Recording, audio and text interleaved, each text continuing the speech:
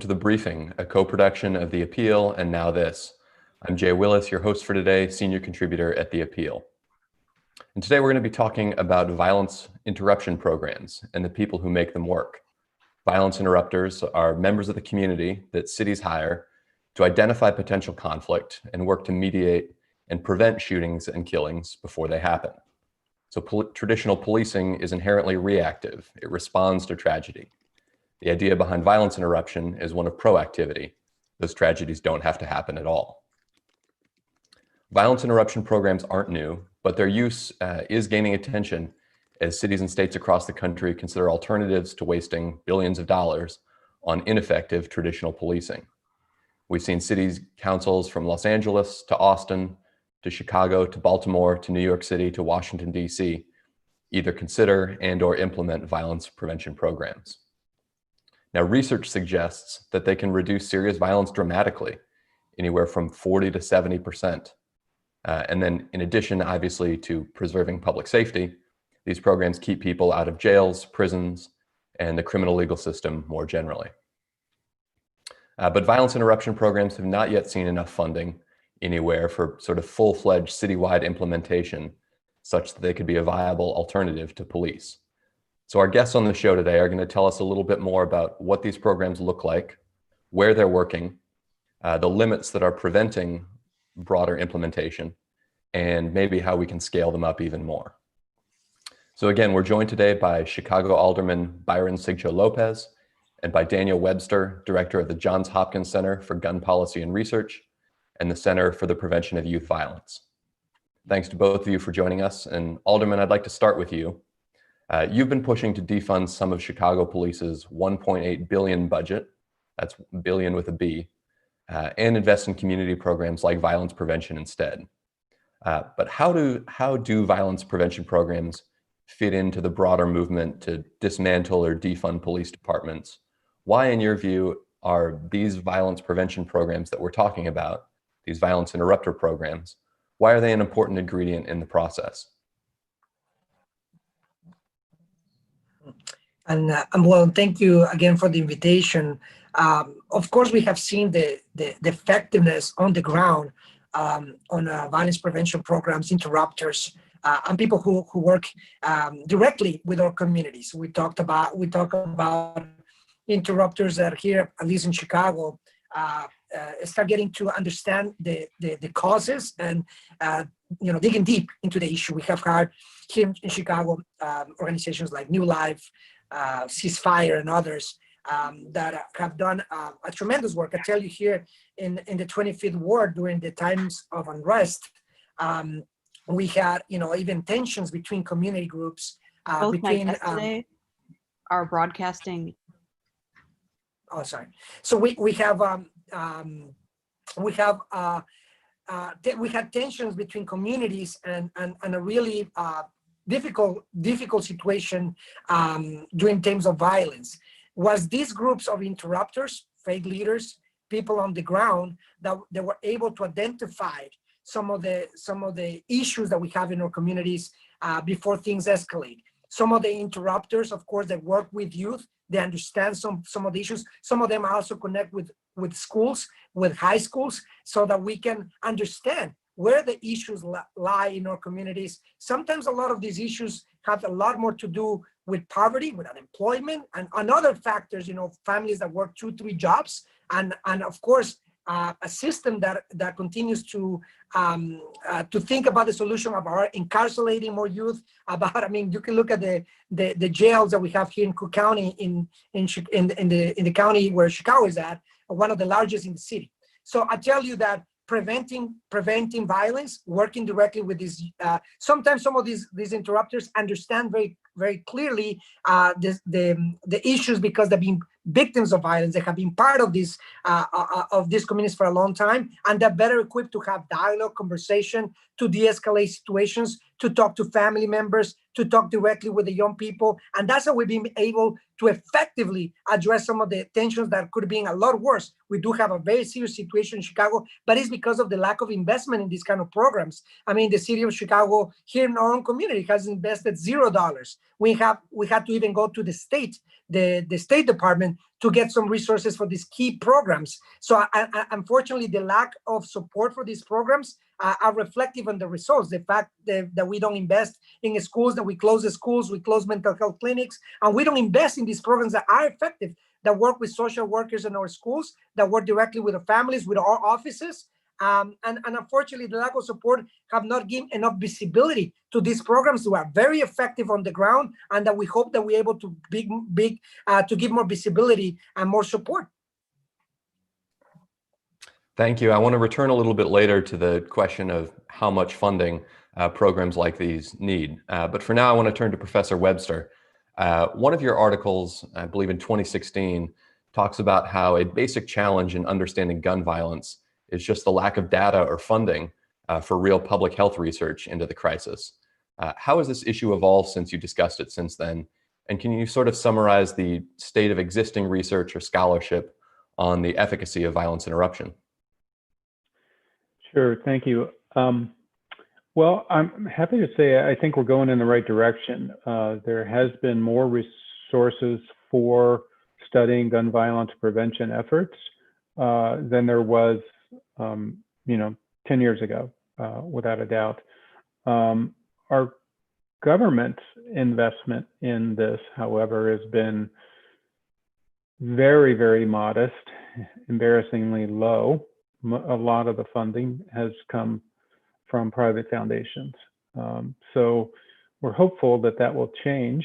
And it's, as a researcher, I have to say, it's heartening to see advocates who are advocating for prevention of gun violence recognize that part of that advocacy is needed funding for research to so that we learn from programs of the type that we're talking about now. Thanks. And I know you've been working with the Baltimore Safe Streets program, among other organizations, and you've sort of had preliminary research reporting a almost 70% reduction in violent outcomes with the people the program works with. What kind of, I know it's sort of hard to talk about like in the aggregate, right, when these are city level programs, but in general, what kind of funding or investment is necessary to scale up this approach statewide, nationally? What sort of metrics have you developed when making recommendations about funding? Yeah, so I want to sort of correct the record. So none of the estimates that we've generated suggested a 70% reduction associated with Safe Streets. We've had the program around now since 2007, pardon me, and in many ways we have looked at this as separate demonstration projects. We have not seen a uniform effect. It has varied a fair amount actually across place and time. Our biggest effects we saw early. We did see some effects as large as 50% reduction, but there's a lot of inconsistency in the data. And one of the things I really hope that we could discuss actually is a little bit more about what it takes to be effective. In following Safe Streets from its inception in 2007 up till today, I believe the city is way underinvested in the program. It's taken a somewhat bare bones approach, honestly. So the work that is being done is heroic and really important, but the workers are not giving a lot of help, to be honest. It's great to be able to mediate disputes when they arise. That's really important. But a lot of people that they're engaged with to try to get them in a safer place need more than violence interruption. They do need help. They need jobs. They need mental health supports. They need their housing and food insecure. There's a lot of needs that have gone unmet. So I think some cities are way ahead of Baltimore in combining their violence interruption with direct services for these high-risk individuals who are at highest risk for involvement in gun violence. New York City, I think, is doing a very good job in that respect, just as one example. The question that you posed about sort of what does it take to scale up, honestly, I don't have a great answer for that, and I recognize I probably should. One thing that I think is an important part of the discussion right now is New York may be an exception, but in most cities, these types of programs have not been put in place in anything close to a system.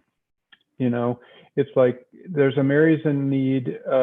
Maybe we get a grant from the federal government, or maybe we get a grant from a foundation, and so we'll put the program over here, or we'll put it over there. No city has done what we do with police, fire, EMS, and said, what are the community needs? How do we set up a true system to meet those needs? And I think that's where the conversation should be right now.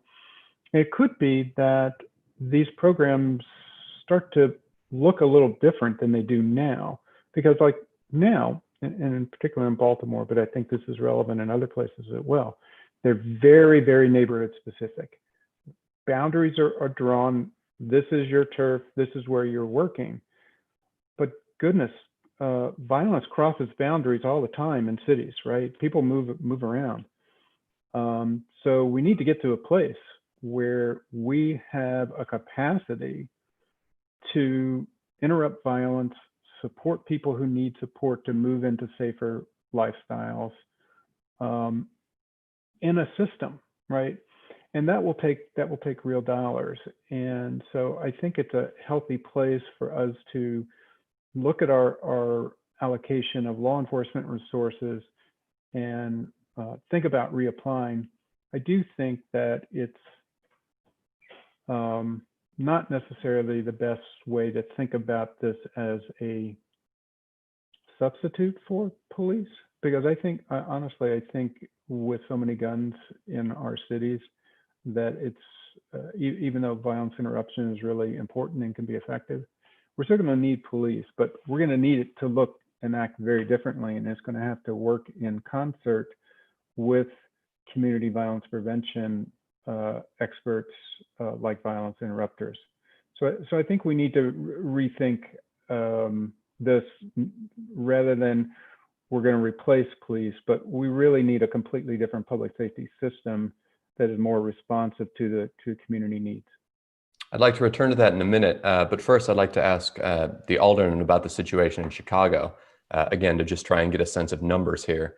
So Mayor Lori Lightfoot has said she's put $8 million into violence prevention, but to Professor Webster's point, we're seeing that program with a financial shortfall and sort of seeing its donor base erode.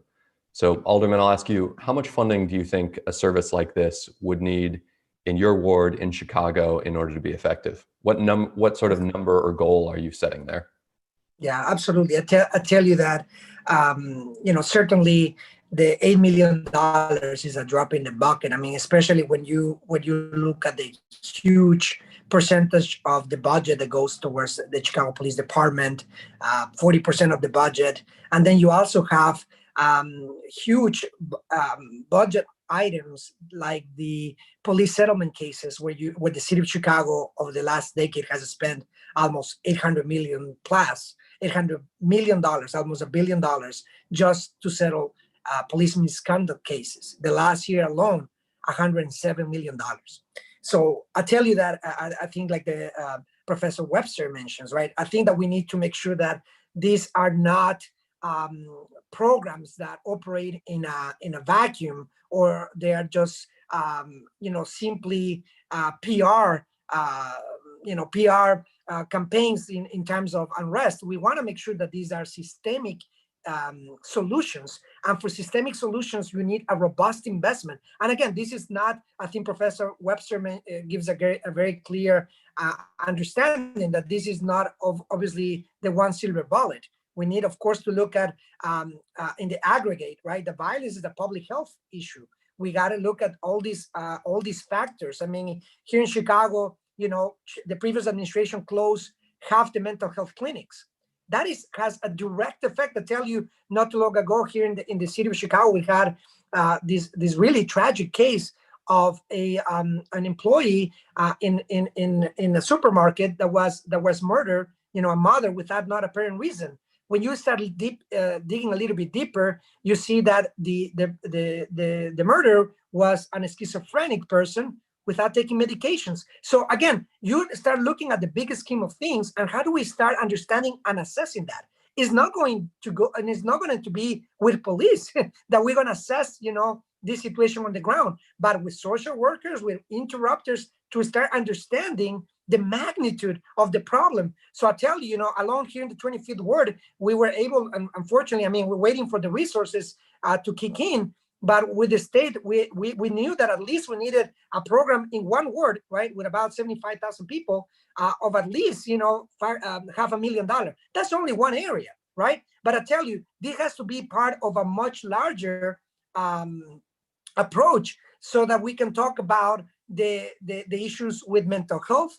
We have to talk about the lack of programming that we have in our public schools. We have to talk of the high number of unemployment. We have to talk about this as a systemic issue. And unfortunately, the narrative that some administrations have across the country is that, and this is and misleading the public, that with more policing, with more repression, with more incarceration, we're going to get ourselves away from the problem and somehow talk about public safety. This is a much more complex issue, and it's an issue where I think the interrupters and violence prevention programs can operate as part of a systemic approach to address this. And I tell you, interrupters have a level of information we can probably compare it to a social worker, right? When we can see, well, if this person has a mental health condition, if our community has an issue with, some of our schools have been closed and where these young people are going, I do think that these are not things that police is going to be able to address. So in the larger scale, a 40% budget going towards policing, in a way, it starts taking away from resources from the city budget that can go to violence prevention programs, programming for schools, mental health, and so on. So I think that a scale of that, if you talk about $1 billion, I think some of the calls from some other public officials about scaling back, as a budget item, to make sure that we talk about public safety as a whole, and violence prevention programs are part of that strategy. And we must be talking about a large program that needs the funding of a large scale. We'll have to probably make an assessment of what Chicago will need, but we cannot even have a conversation right now in the city of Chicago to kind of making sure that we can talk about repurposing those resources. Here in the city of Chicago, even SROs in our own schools have not been able to be repurposed, but I know that we can continue to push, and I'm hopeful that we can get these resources into violence prevention programs. We talk about this SRO program alone was a $33 million program. Now it's scaled back to $12 million, but we hope to put some of those resources in violence prevention programs and other educational opportunities for our youth. I want to ask about the reaction that you've seen, if any, Alderman, on the ground in Chicago. As currently conceived, these programs operate separately from law enforcement. I'm wondering what you've heard from police officials, police unions. How have they reacted to violence interruption programs, either in terms of forming partnerships or opposing them? And I'd like to ask the same question to Professor Webster next, but Alderman, go ahead. I think that's a great question, Jay. I tell you that the response, of course, has not been receptive to the idea. At least from the police department, Chicago Police Department, or bringing resources to other purposes, unfortunately, is not received well and is met with, with the same fear tactics that if we repurpose resources, we're taking away from public safety, and is a demonization in a way of these efforts as a compromising the public safety. One of the things that we know that at least I tell you, and this is talking with people on the ground, people doing the work, and I tell you, here in the district here, and I'll be very honest about this, we even have commanders in the area who recognize, commanders that report to our office, we have commanders who recognize the effectiveness of these programs, and they recognize that they do not have neither the capacity, neither the ability to respond to these larger issues. So unfortunately, systemically and in leadership, we have seen pushback on that. But I tell you that on the ground, and I think people actually doing the work understand the effectiveness of these programs, and we do have some sort of collaboration happening, at least locally. But as Professor Webster said, this has to be part of a systemic change legislation that allows this to be formalized, so that we can make sure that we have these conversations. And part of that goes with the larger issue of police accountability, right? Where right now we don't have any kind of civilian oversight of a process when we can have real communication with the police department, and they operate almost as its own entity with very little to none accountability to the community and the public as a whole. And that's, I think, part of the problem that I hope that we continue to push in the city of Chicago. Thank you. Professor Webster, in your experience with these, how have police officials, police unions reacted? I do have to ask you to unmute, though. Sorry. Police unions have been skeptical of these programs. They again want to see themselves as the sole provider of public safety. I think many also see the individuals doing the work and know that many of them at one time were breaking the law, and so they're more distrustful of those kind of individuals doing this work. I have to say, police in more leadership roles, however, have been often quite supportive, recognizing that they bring value.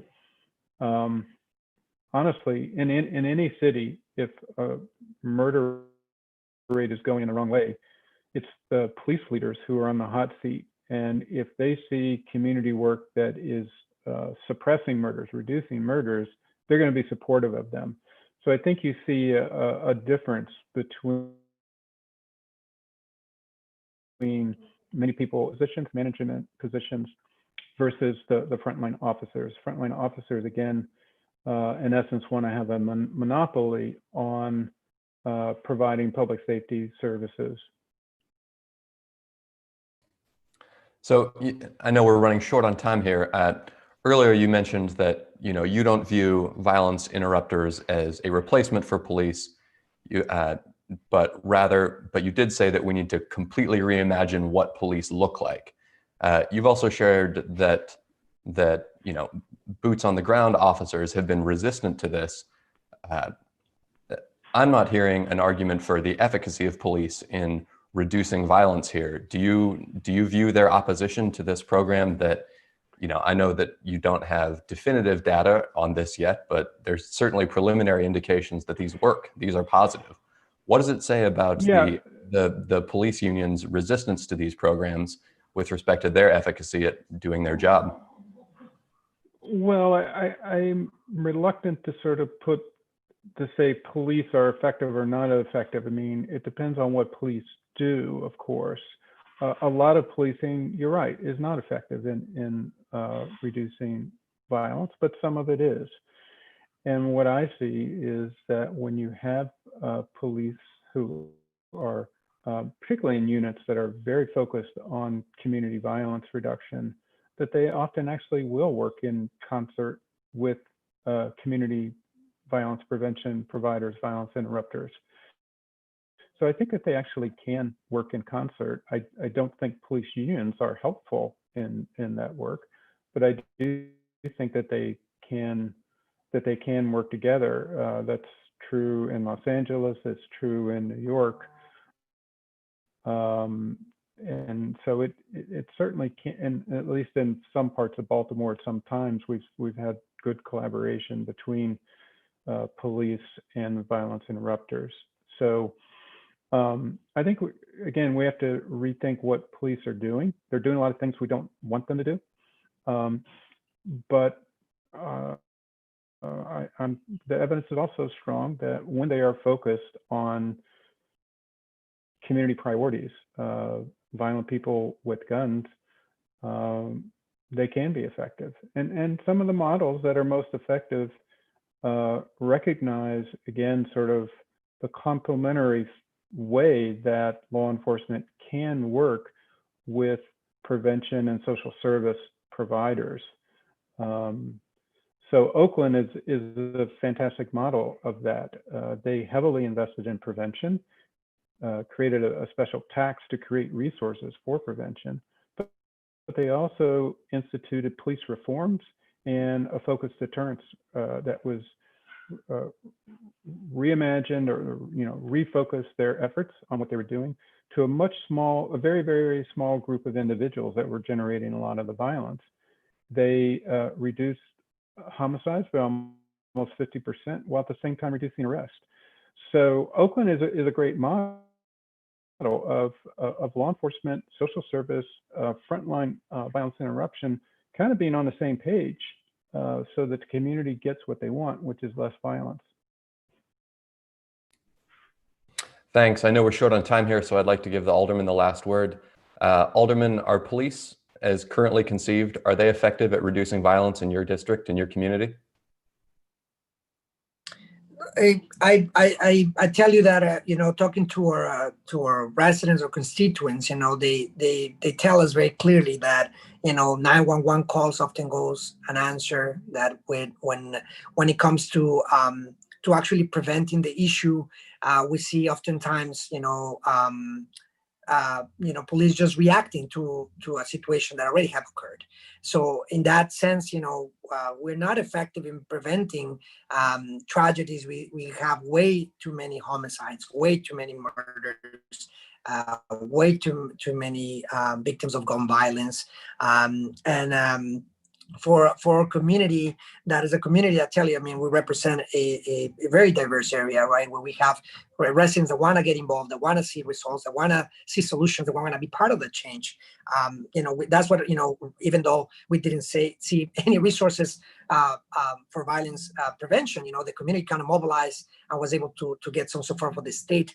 But there's a lot of more work that needs to be done. I tell you that right now, as we speak in the city of Chicago, public safety is the number one issue, but we're not doing a good job in terms of, our numbers are skyrocketed, and our numbers, and I think it was $42 million in police overtime. And what's happening in our neighborhoods, in the other 77 neighborhoods that we have outside, 76 neighborhoods outside the downtown area, right? It is really concerning, right? The level of violence that we continue to see. And that's what we've been pushing, to have more innovative solutions. I do think that we have to prevent violence. I think that we need to do a lot better job about informing the public about the role of police and the limitations of that. I think that there's a misconception, and unfortunately the current administration continues to play politics with an issue that is a public health issue that requires more resources, more attention, a more innovative approach with violence prevention, investing on the schools, investing in employment opportunities, trades, and a much comprehensive approach. And as a result, I think we have unrest and a call for the community to find alternative ways, and a call that is urgent also to talk about police accountability. That is something that is still pending, and the consent decree violations, you name it. We have a lot of issues here in the city of Chicago, and I think that's what this conversation is very important, so that we can inform the public about the alternatives. There are ways for us to be more effective and to look at public safety in a different way, to look at violence from the public health perspective. And I think we're going to see better results at the extent, as Professor Webster have mentioned. I think the more research that we can expose, research, not politics, because politicians are very good at trying to get away from the problem with PR stunts. But what we need is a research-based approach, an approach on the grounds that we see it works. Professor Webster mentioned some examples here in our ward. We have been able to have a better conversation, but unfortunately, we have to continue to educate and inform our communities on what public safety truly means. Thanks. I know we're a couple minutes over, so I'd like to leave it there. But I'd like to again thank both of you for stopping by and talk about this initiative that we're seeing gain a lot of support in places where police are not doing the job with which they're charged, and communities are looking for other ways to ensure their safety. Here on The Briefing, we'll be live again at 1 p.m. Eastern with an update on Minnesota's eviction cliff. If you haven't already, please follow Appeal News on Facebook and The Appeal on Twitter for more shows, updates just like this one. Again, thanks to our guests and our viewers at home. Have a good afternoon.